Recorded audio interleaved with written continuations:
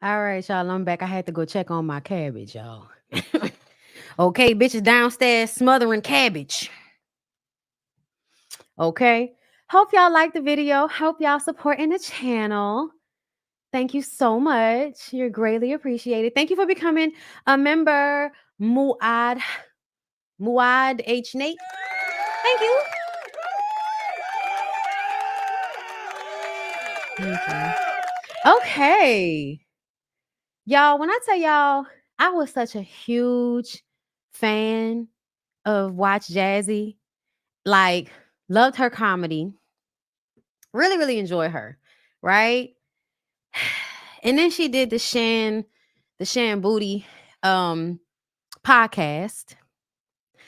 And she discussed her relationship with Cam Newton. And I didn't like anything that I was hearing. The things that stuck out to me in that interview was her talking about having painful anal sex with him because that's what he wants. Her watching him go to sleep at night and watching his breathing because she knows her man so well. And you know, I as a woman, you guys, I've been with the same man for 13 years. I know exactly what it is. Like, I'm up here making money, but I am downstairs cooking at the exact same time because when this man comes home, I want there to be food. And I love to watch him eat my food and enjoy it. It's one of my favorite things. But do you know who I get that from? My dad. Because my dad liked to cook and he liked to watch you enjoy his food. So that's not a woman thing. That's just a person thing. When you like to take care of the people that you love through food because you enjoy cooking and making shit taste good.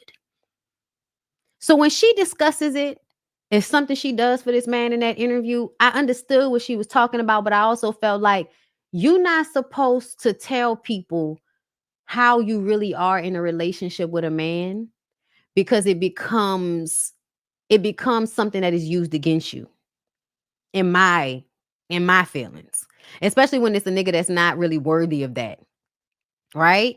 Cam Newton is not the most likable guy. And she tells us that she cries in the shower because she doesn't want to tell him anything she's going on. You know, anything she has going on. She's not going to tell him.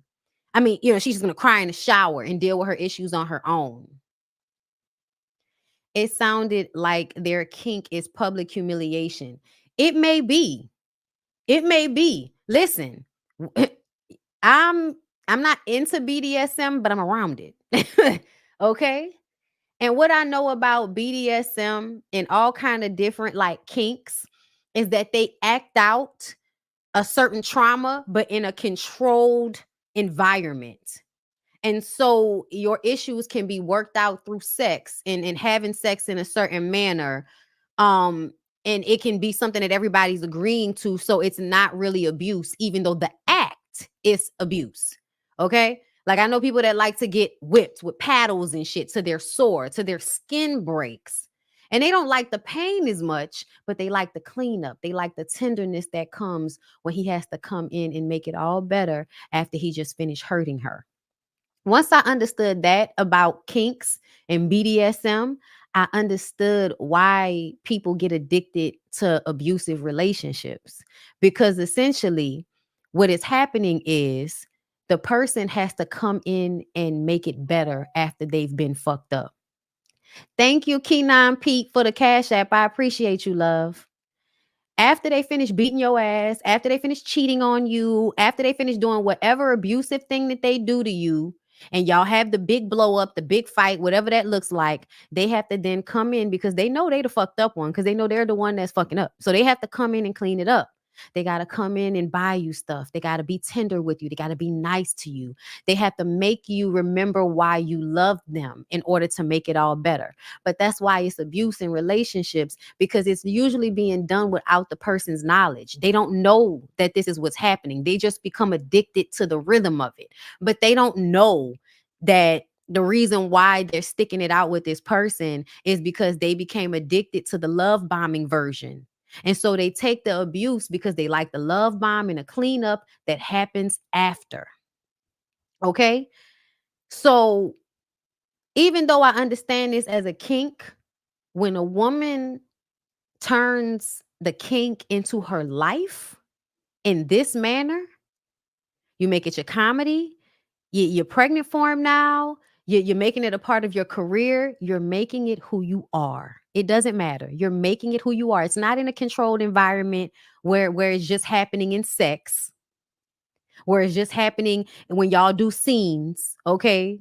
As some of my people would say, okay? Because that's what they do. They orchestrate scenes for you to act out whatever the punishment is, and then the cleanup that happens after. It's all orchestrated. It's all agreed to. It's all talked about beforehand. A controlled environment.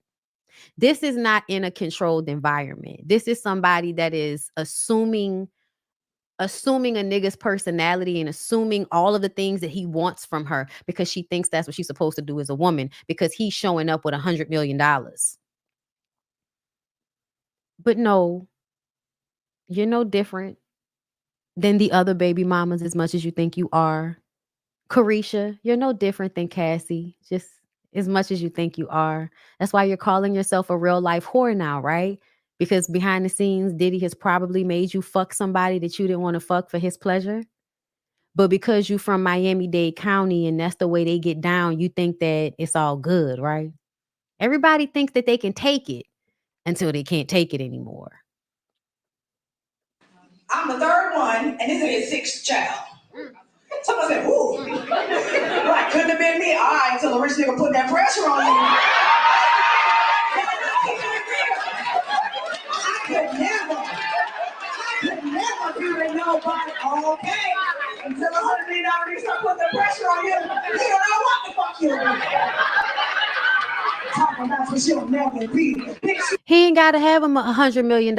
All he got to have is some good dick, and they gonna do all of the same shit you doing. You ain't never had. The jersey is so terrible, y'all. Like she's clowning herself because the jersey is not even cute.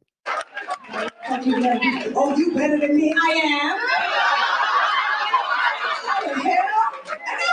It's so funny because he was talking back at a couple of... She's a good comedian, though, to use this in her comedy like this. I mean, it's embarrassing. It's sad, but the way she's good. People, he was talking back at a couple of people in the comments, too, which was great. I was like, yeah, man, get him. Can't nobody read your font, but... Yeah,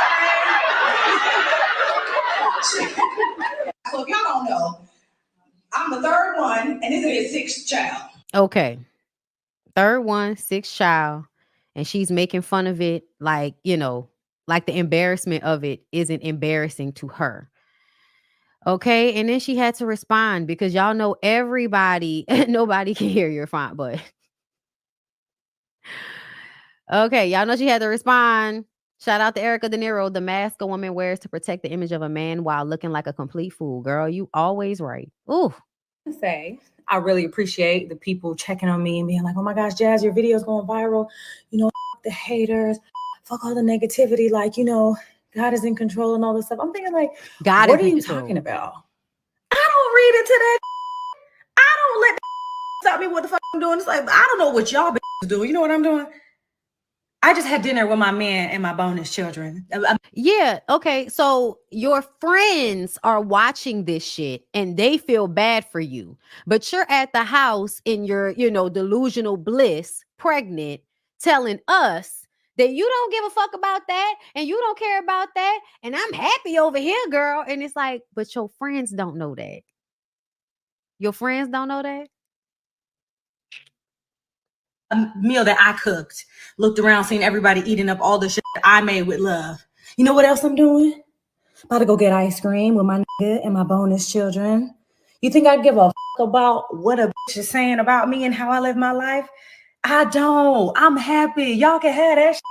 Yes, I see I'm going viral. Yes, I see that video is going everywhere. And I said, great. It's what I said. However, bitch, what you think I'm doing? Oh, and later after I eat ice cream, I'm going to scratch my nigga back to sleep. Period. So you the pregnant one, Jazzy. But you're the pregnant one. If y'all don't know, I'm the third one. You're the pregnant one, Jazzy. He's not gonna rub your feet or your back after you just finished slaving over the stove and cooking all of that food. Yeah, he worth $100 million, but he over there trying to snatch a 2017 fucking SUV from his baby mama who got what, 3 kids for him? Cause he's that stingy once he not fucking you no more. So whenever he gets tired of you, whenever he's over you bending over backwards for him because it's no longer attractive anymore. Cause trust me, them niggas will get tired of you being easy. They'll get bored. And then they'll be done with you. And you'll have a baby. And the $100 million won't mean shit except for, oh my God, I fucked up because now this nigga's gonna have me in court. Cause he keep having that baby mama going back to court. Cam is not a good guy. Cam is not a good guy, y'all. It don't matter what she talking about. And it's so funny when you see women get online and proclaim like their delusional ignorance like so loudly, right? They're online and it's like, you ain't never had this amount of money in your face. And it's like, yeah, but some of us understand that it's harder to have more money. It's easier to be comfortable. You're not willing to sacrifice as much of yourself when you're not so thirsty for it. And it protects you and it keeps you from being in situations like a lot of these girls. I just finished rereading Corinne Steffen's first book, and everybody thinks it's so great to be around these men that are using them up, but at the end of the day you still get left with nothing a lot of the times if you're not smart. And they try to leave you with nothing. They try to fuck over you after it's all said and done, after you finish being insecure and thirsty for some niggas validation, so you willing to make yourself look like a fool in public for him. Y'all, I hope Jazzy be okay. Either way, I think she's gonna make a really good comedian once this is all said and done. If there's anything left. Cause niggas like Cam, they don't leave nothing left. Okay. Like they take all the scraps. They don't leave nothing left on the bone with a bitch. She's gorgeous. Okay. Oh, I know about Elizabeth Overseen, baby. That's my girl. I love me some Elizabeth Overseen. Okay. I've been loving Corinne Steffens as long as I've known her. Okay. I was learning something from her at every step of the way. I learned a lot from listening to her books. And I also just always understood that money is great and having access to all of those things is amazing. But ultimately, I'm not willing to give up parts of myself for it, because I'll get it how I get it and I'll get it in my own time and I won't have to sacrifice myself for it. So, I hope Jazzy's having fun. I hope Carisha's having fun. But the girls look sad on the internet sometimes.